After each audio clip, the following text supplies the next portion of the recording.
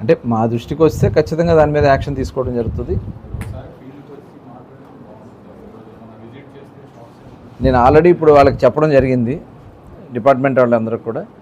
మేము కూడా ఫీడ్బ్యాక్ తీసుకుంటాము. అందుకనే ఇప్పుడు డిపార్ట్మెంట్కి చెప్పాము. నెక్స్ట్ అవసరం అయితే స్టేట్ లెవెల్ నుంచి స్టేట్ టాస్క్ ఫోర్స్ టీమ్ ఉంటాయి, వాళ్ళని స్పెషల్ టీమ్స్ పంపించి మేము ర్యాండమ్ వెరిఫికేషన్ చేస్తాం.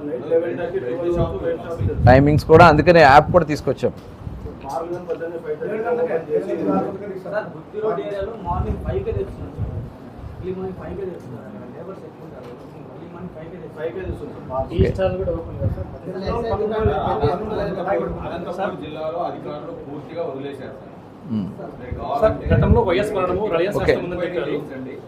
అందుకనే నేను అవసరమైతే ఓకే మీ ఫీడ్బ్యాక్ అంతా నాకు అంటే మీడియాలో కన్నా విడిగా ఇస్తే నేను దాని మీద వర్కౌట్ చేసి మీకు డెఫినెట్గా కంట్రోల్ చేస్తాను.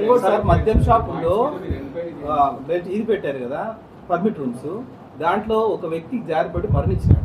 కానీ మద్యం షాపులు కానీ పర్మిట్ల షాపుల మీద కానీ ఎటువంటి నియంత్రణ లేదు. దీంట్లో మరణాలు కూడా సంభవిస్తాయి. అంటే మేము ఖచ్చితంగా అన్ని టోటల్ సీసీ కెమెరాలు ఏర్పాటు చేయమని చెప్పడం జరిగింది.